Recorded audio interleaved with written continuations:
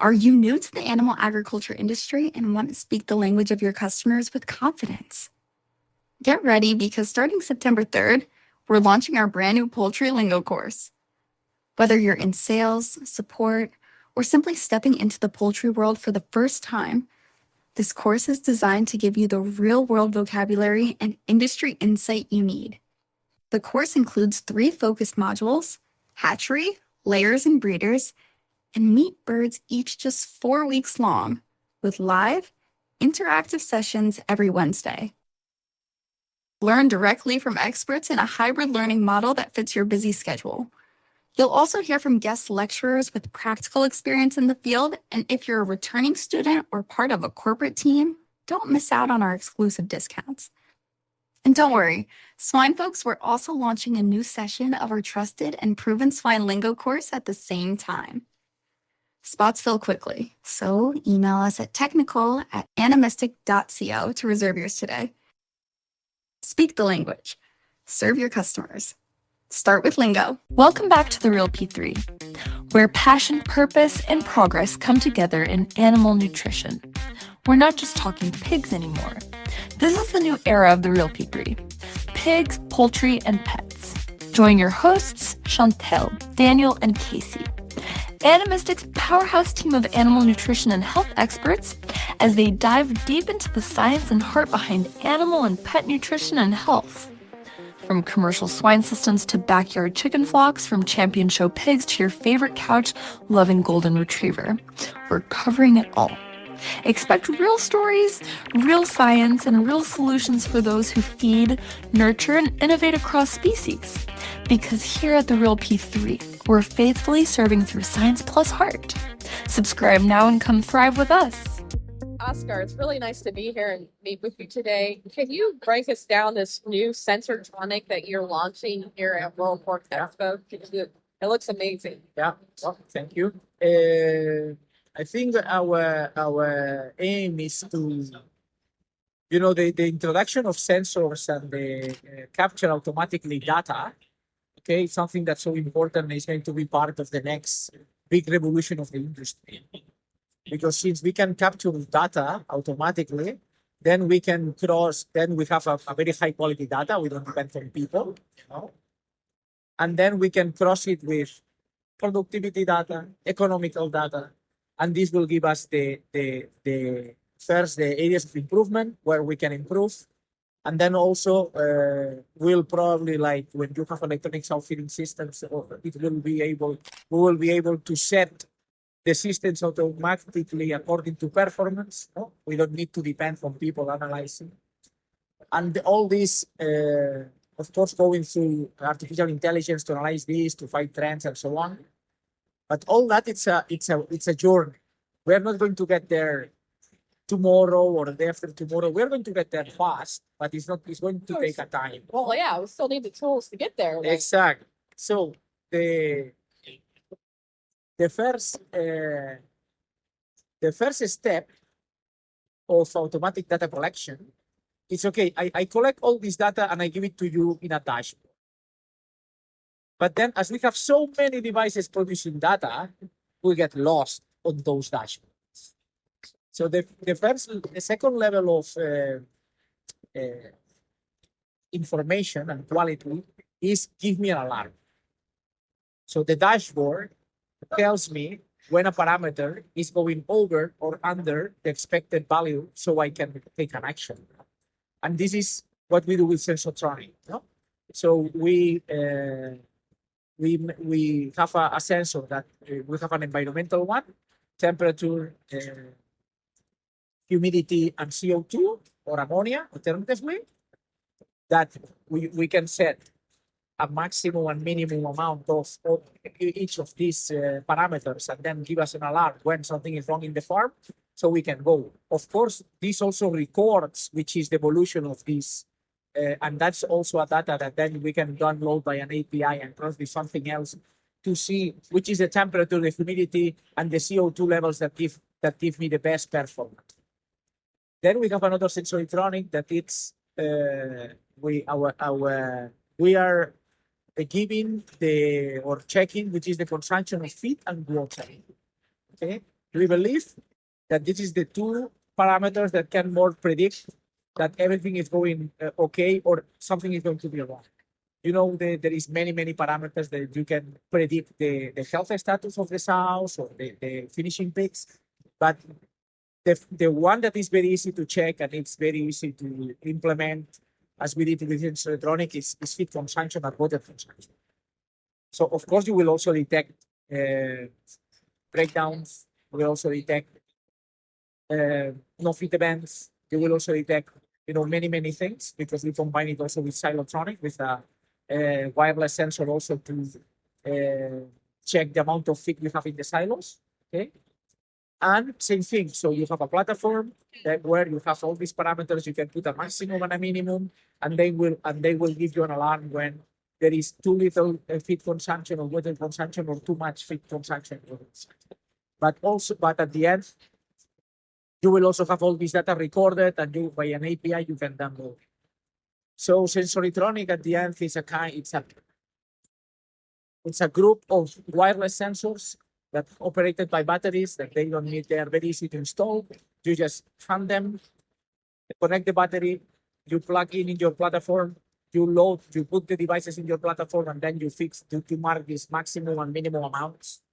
How long does the battery last on these? This will depend on the number of readings. We normally do it for 2 readings, one reading every second hour. Okay. But some parameters you don't need to read every second hour. But when you make readings every second hour, they will last from 5 to 8 years. Oh, wow. So this is the sensor really very low maintenance, right? And the communication. When we talk about this IoT sensor. What does IoT mean? IoT means all these sensors are connected directly with internet. In the case of Sensortronic and Sensortronic, we don't work with gateways. A gateway, normally we have all the different sensors connected to a gateway, which is the one that transfers to the cloud so all you the have to data. have all the antennas, the wiring. Well, and then also not wiring can be wireless gateway. But the problem of the gateway is that if you have a breakdown in the gateway, then no connectivity of any of the sensors. As we are selling at the end peace of mind, we have decided that every sensor is going to be connected. So if we have any kind of problem of communication with one of them, we still have all the rest connected, okay, and sending data. Also, it's a scalability thing. You don't need to link the sensor to the gateway because each sensor is a gateway. Yeah, because it really complicated how you implemented this in your barn. But because this is one of the keys of the implementation of all these technologies. If we don't succeed making the user interface easy enough, it's very difficult that we can find. Of course, there is a percentage of farmers that are very tech orientated and they will make work anything. But many of them, they could even not manage a Netflix account.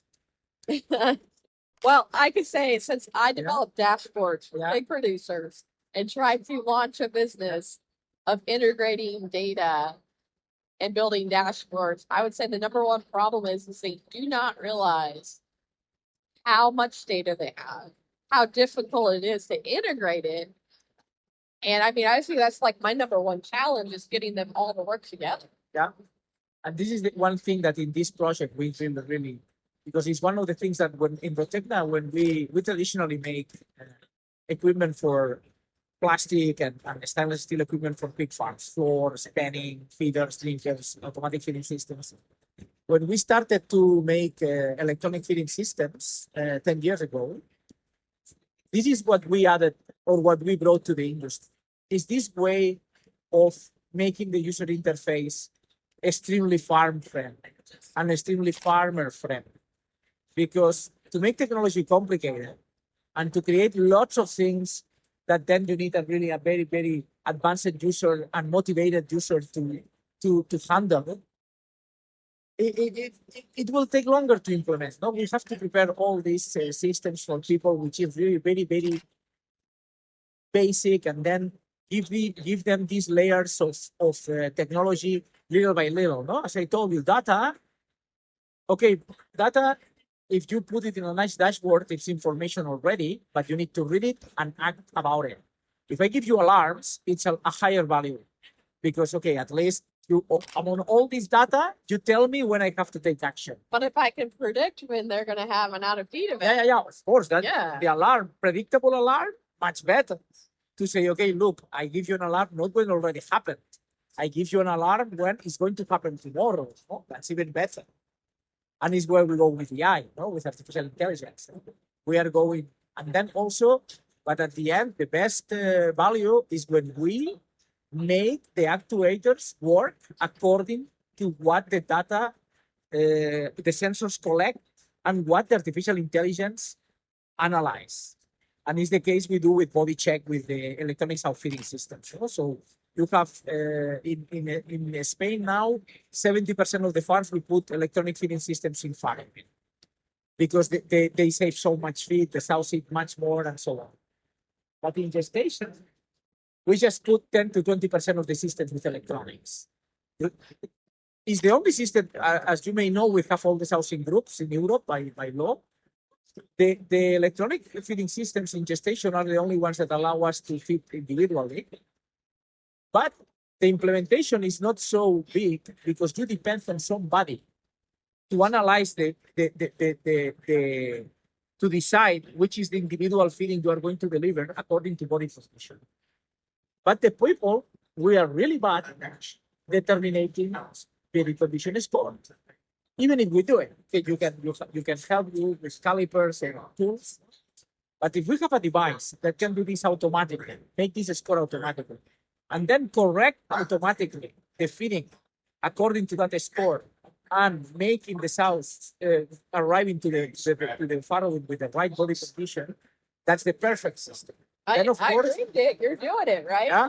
Then the farmer will also tell him, okay, look, you have so many sows that are under condition. Be careful, take decisions on something.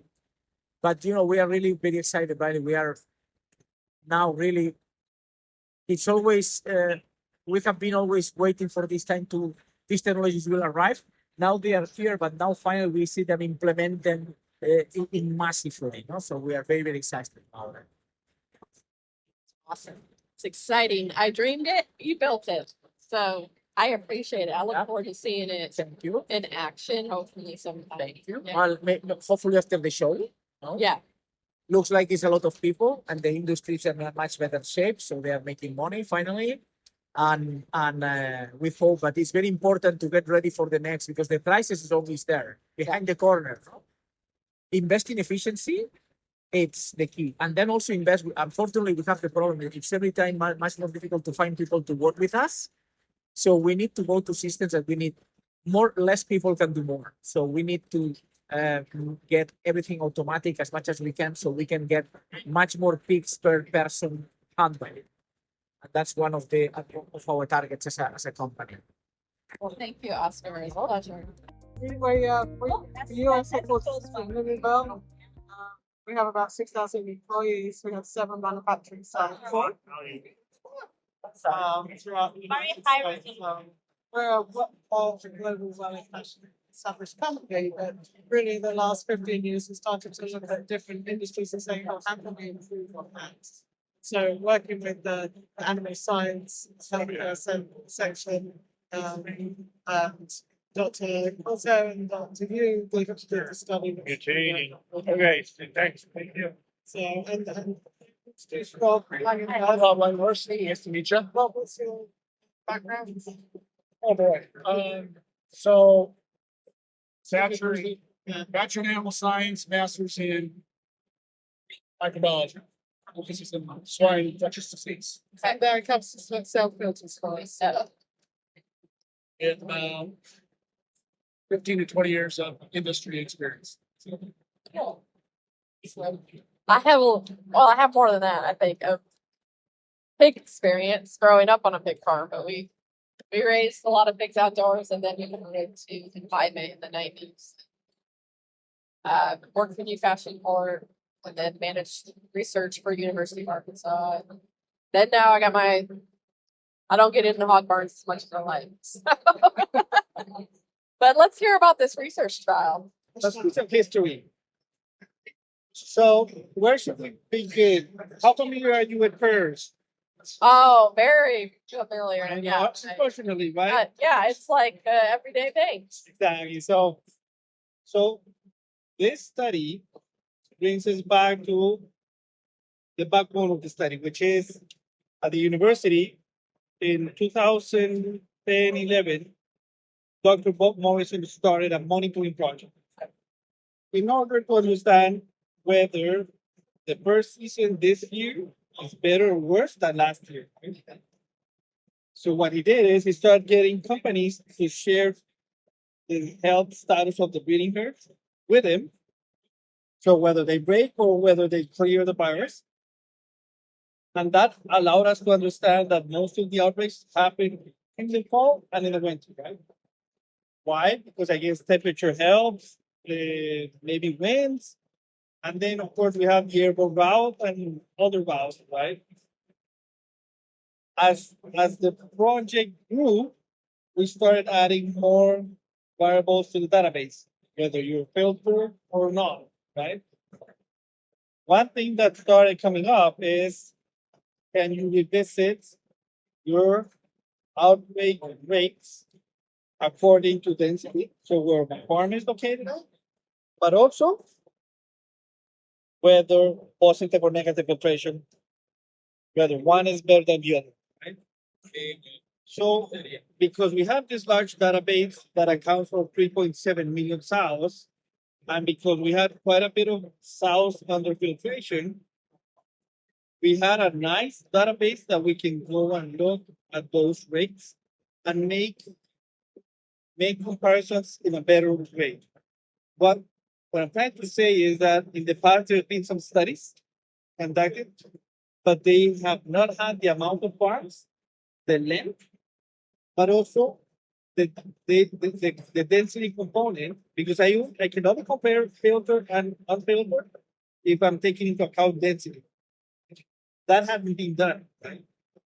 But then on top of that, we said, well, let's take advantage of our database and look at the positive versus negative filtration, just because nowadays farms that are being built, they need to make that decision of should I go positive or should I go negative, right? So we said, let's go and look at all those factors, right?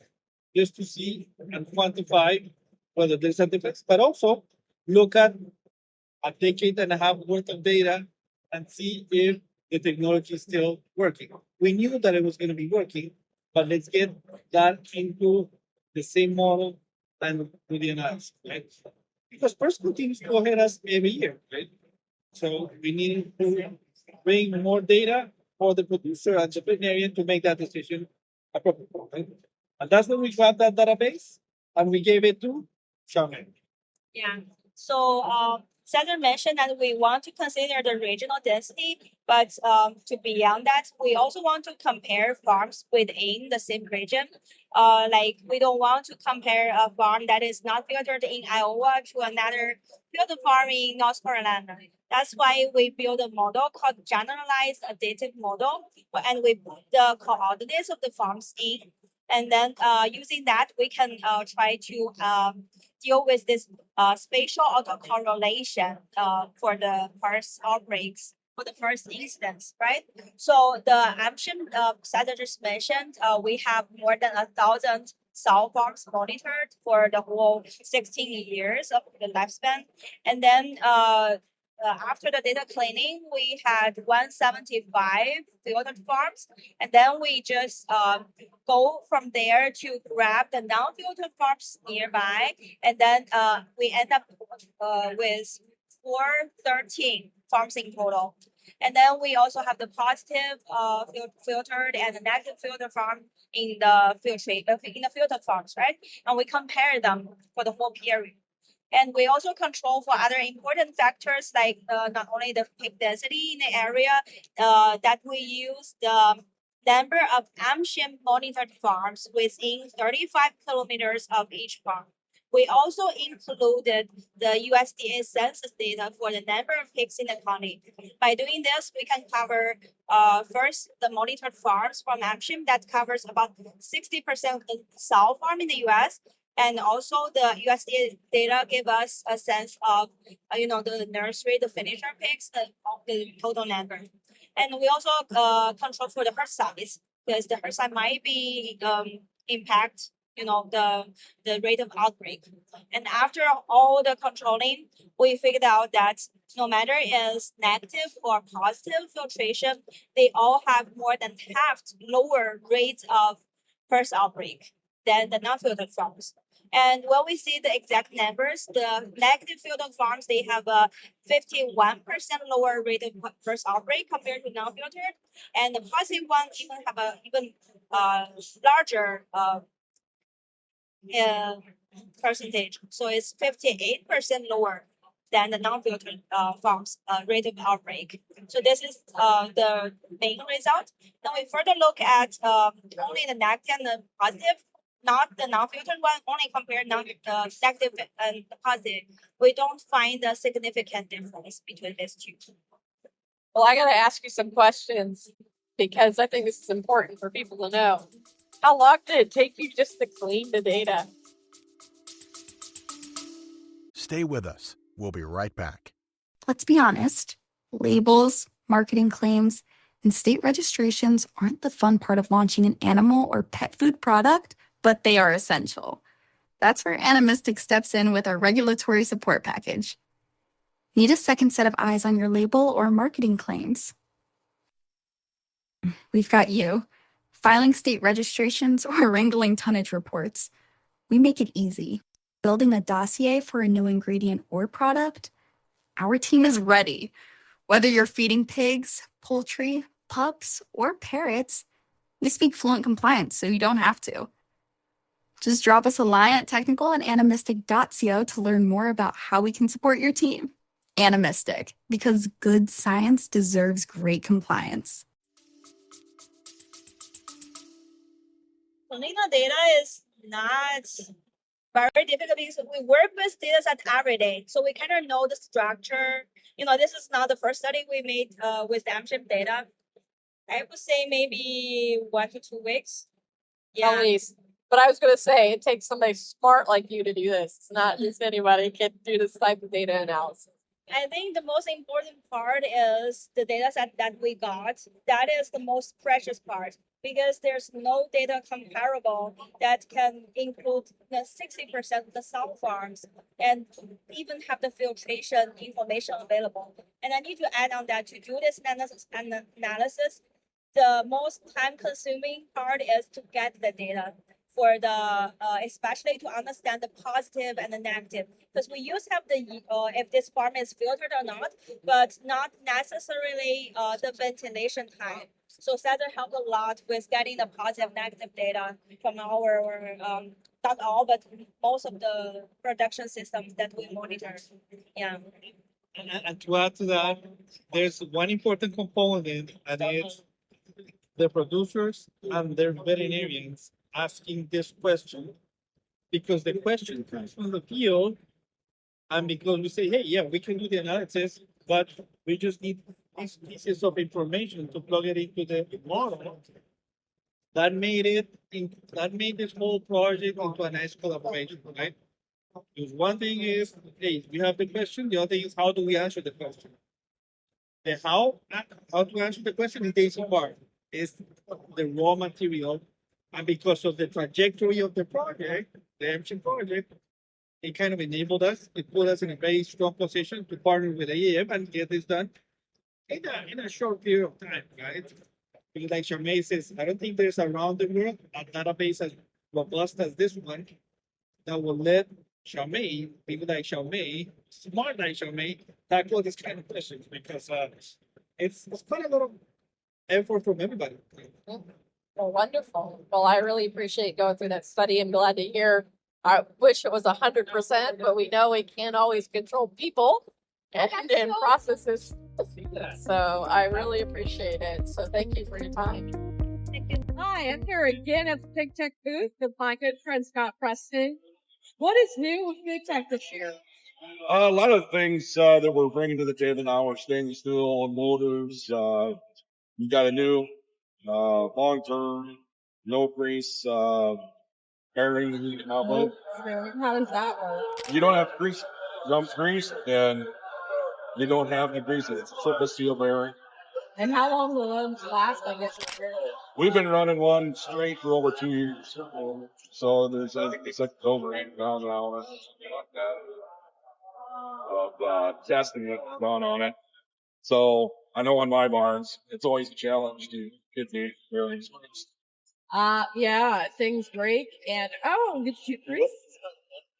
Yep. Yep. So that's one of the things, one of the other hot topics that's been is, with our controller and traceability for the packers. So we can have it where they can log into the control and that does documentation and people about that controllers, has the inventories, treatments, all those things. So that was one of the things I met with, several producers yesterday about they want to know how they can do that for their packers. They can go in real time, print the stuff off, and be able to turn that in. Very cool. So there's no paper. With paper, what is another advantage? Yep. Right? Yep. So yeah, so that's been one of the exciting things. A couple of the exciting. What do you think are some challenges for our Health. Yeah. And health and we're doing a lot of quoting on remodels and barns that were built back in the 90s and 2000s. Yeah, they need to be fixed. That are way underventilated. Right? Yeah. The old school way of doing things.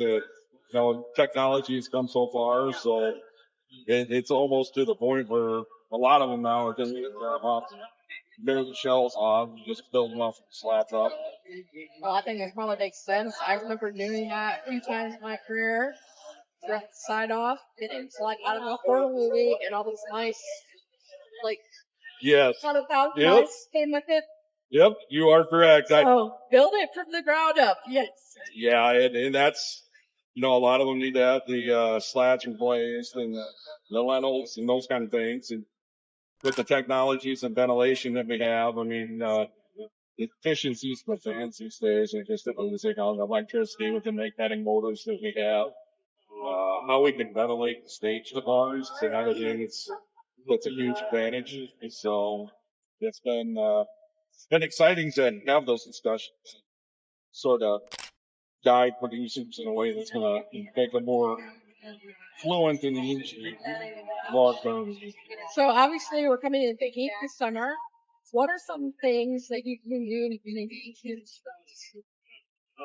Make sure your fans are clean and out and running up. Make sure they're greased and manage your ventilation. A lot of the problems it's like right now it's cool in the morning, extremely hot during the day. Everybody tries to squeeze things, and a lot of times barns end up fighting each other in the morning and then in the early evening and through the night. So a lot of the actuated inlets just sit there and just keep moving up and down, and you're chilling to things. Then they're getting too hot, and so you have a lot of temperature changes throughout the barns. So how does the Pigtek controller help Santa? You can set it up. And Bonds has been great with helping with a lot of that, making the tweaks to the barns, and then he can do all that real time. From Indiana and not on Yes, farm. that is great. Yep, and so that's one of the great things. Producers can watch live and watch him do it on the screen and learn how to do it. So we can train the producers on how to make those tweaks themselves if they want. Otherwise, we can handle it from a distance and not have the biosecurity risks going on the farm. Well, he did make one good point as said clean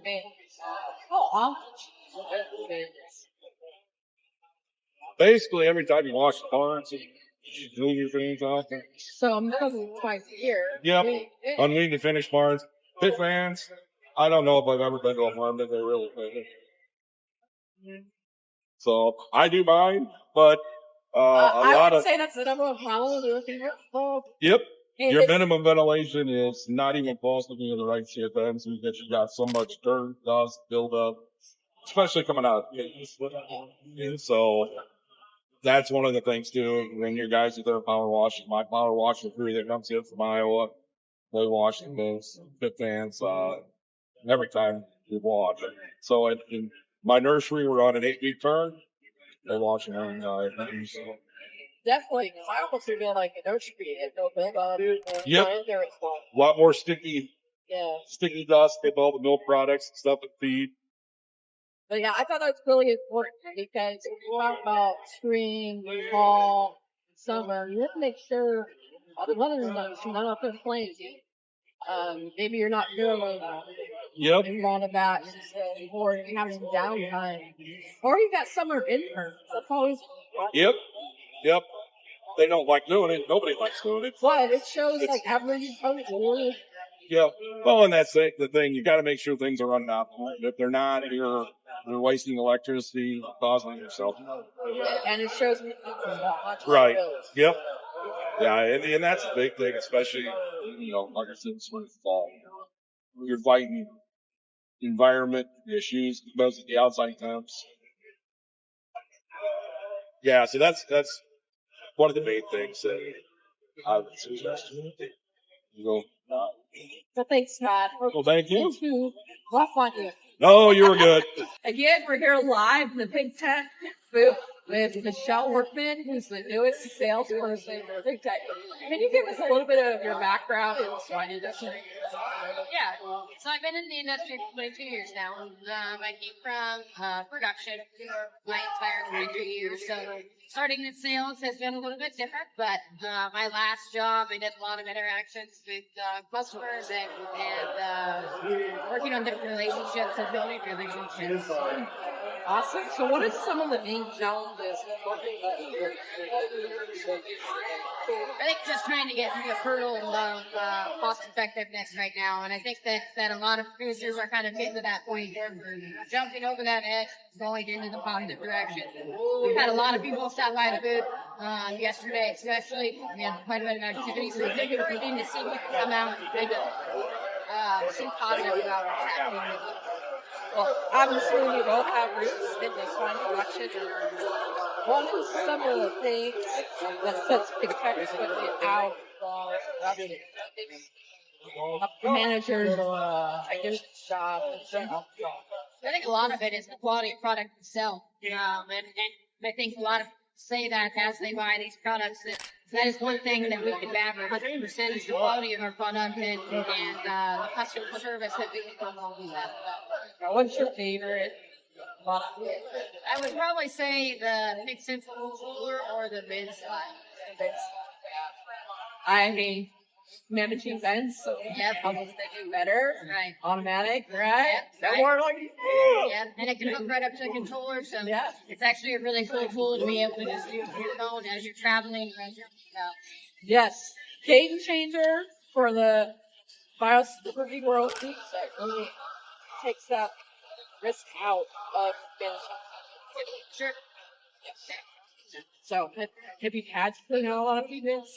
I have, yeah. Unfortunately, it's not fun. Not fun. It's not No, fun. no. And it's a money waster, so. Yes. Going into the summer, obviously we're slated to, I heard, especially with the hottest, hotter.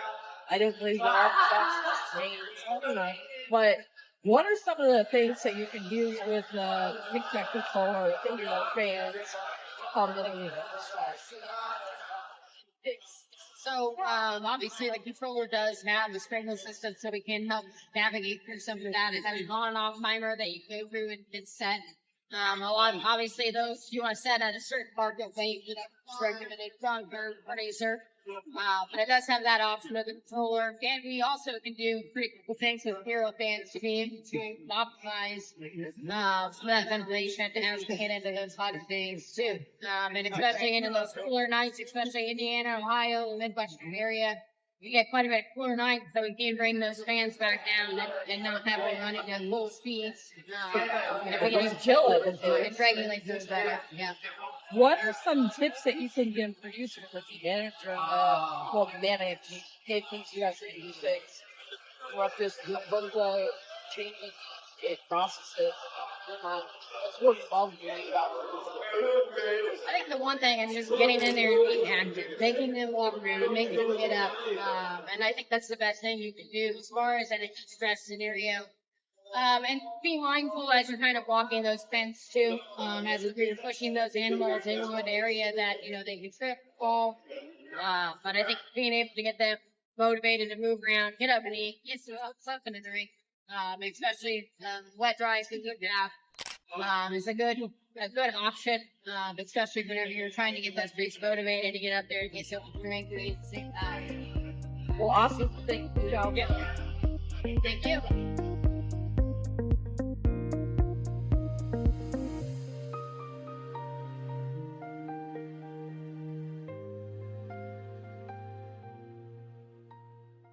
Hey, listener!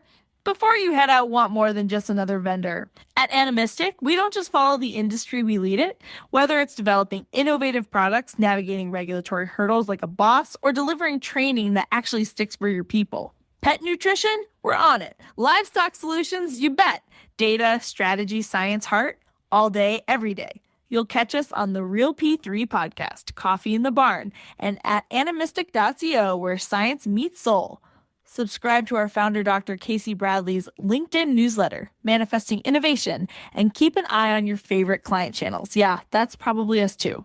We're faith-based, fiercely committed, and full of science plus heart. Want to be featured, collaborate, or just have questions? Reach out technical at animistic.co. Animistic, faithfully serving through science plus heart.